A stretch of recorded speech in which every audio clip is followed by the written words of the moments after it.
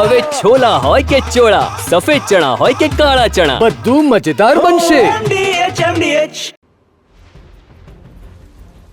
તો સુરતમાં વરસાદે પ્રી મોન્સૂન કામગીરીની પોલ ખોલી નાખી છે. વરસાદને કારણે આ નીચાણવાળા વિસ્તારોમાં આપ જુઓ સતત પાણી ભરાઈ રહ્યા છે. વેડ રોડ હરિદર્શનના ખાડા વિસ્તારની અંદર પણ પાણી ભરાયા હોવાની આ તસવીરો સામે આવી છે અને તેને કારણે સ્થાનિકોને ભારે હાલાકી ભોગવવી પડી રહી છે. આ વરસાદી પાણીમાંથી પસાર થવા માટે વાહન ચાલકો પણ મજબૂર બની રહ્યા છે. લોકોએ મહાનગરપાલિકાની આ પ્રી મોન્સૂન કામગીરી સામે હવે સવાલો ઉઠાવ્યા છે. સુરત શહેરની અંદર જ્યારે પણ વરસાદ પડતો હોય છે અને ત્યારબાદ હાલાકીનો જે સામનો છે તે સ્થાનિક લોકોએ કરવો પડતો હોય છે, કારણ કે જે સુરત મહાનગરપાલિકાની જે પ્રી મોન્સૂનની જે કામગીરી છે તે ક્યાંક ને ક્યાંક છતી થતી હોય છે દર ચોમાસાની અંદર. આ ચોમાસાની અંદર પણ આવી જ કંઈક સ્થિતિ છે તે જોવા મળી રહી છે કે વેડ રોડ હરિદર્શનના જે ખાડા વિસ્તારની અંદર જે રીતે હજુ તો વહેલી સવારથી જે સામાન્ય જે વરસાદ પડ્યો છે અને ત્યાં ઘૂંટણ સુધીના જે પાણી છે તે ભરાયા છે અને રોડ ઉપર પાણી ભરાવાના કારણે સ્થાનિક લોકોએ ભારે મુશ્કેલીનો જે સામનો છે તે કરવો પડી રહ્યો છે, કારણ કે દુકાનદારો હોય, આજુબાજુના સોસાયટીના રહીશો છે, તેમને ભારે મુશ્કેલીનો જે સામનો છે સતત કરવો પડતો હોય છે. દર વર્ષે આ રીતની સ્થિતિ છે તે સર્જાતી હોય છે. અહીંયા સ્થાનિક લોકો છે તેમની સાથે વાત કરીશું. કઈ રીતની સ્થિતિ છે સર્જાતી હોય છે આ વિસ્તારની અંદર? સામાન્ય વરસાદની અંદર પણ પાણી ભરાતું હોય છે. તો આ તો ઓછું પાણી છે. અહીંયા કમર સુધીનું છાતી સમાણું પાણી ભરાય છે અને રોજિંદા પોતાના નોકરીએ જતા લોકો, સ્કૂલે ટ્યુશને જતા બાળકો પણ અટવાય છે.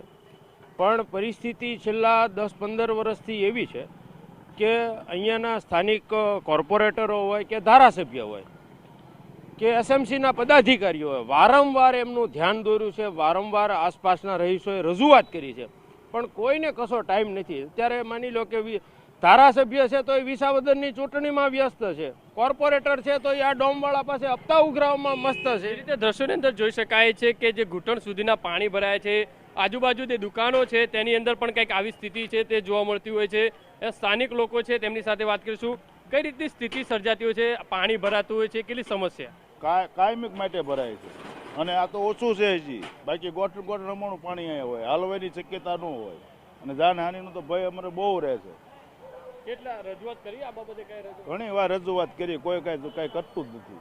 આવીને વૈયા જાય છે એમને જોઈને, બસ પૂરું. જે રીતે જોઈ શકાય સ્થાનિક લોકો અનેક રજૂઆત કરી છે છતાં પણ કોઈ નિકાલ છે તે કરવામાં નથી આવતો. અહીંયા દુકાનદારો છે તેમની સાથે વાત કરીશું. કઈ રીતની સ્થિતિ સર્જાતી હોય છે આ પાણી ભરાતું હોય છે ત્યારે? પાણી જ્યારે વરસાદ આવે ત્યારે પાણી ભરાય છે અને અમને બહુ મુશ્કેલી પડે છે. દર વર્ષે પાણી ભરાય? હા, જ્યારે વરસાદ આવે ત્યારે.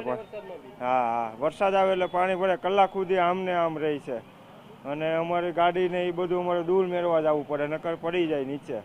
દુકાનમાં સુધી પાણી ભરાતા એવું કઈક સ્થિતિ? ઓટલા સુધી આવી જાય છે. દુકાન ઉપર તો નથી આવતું, પણ બહુ ભારે વરસાદ આવે તો ઉપર આવી જાય એટલે અમારે શટર બંધ કરી દેવા પડે છે. જે રીતે જોઈ શકાય છે કે સ્થાનિકોએ ભારે મુશ્કેલીનો જે સામનો કરવો પડી રહ્યો છે. અત્યારે દ્રશ્યોની અંદર જોઈ શકાય છે કે વાહન ચાલકોને ભારે હાલાકીનો જે સામનો છે તે કરવો પડી રહ્યો છે. મહત્વની વસ્તુ એ છે કે સુરત શહેરના અલગ અલગ વિસ્તારોની અંદર સામાન્ય વરસાદ પડતો હોય છે અને આવી સ્થિતિ છે તે સર્જાતી હોય છે. કેમેરામેન સંજય ચંડલ સાથે Baldu Suthar, TV9 Surat. MDH kitchen king Masala રસોડામાં હોય તો આપણે કાંઈ પણ બનાવી શકીએ છીએ. રીંગણાનો ઓળો, બટેટા ફુલાવર, ભીંડી મસાલા અને બીજું ઘણું બધું. MDH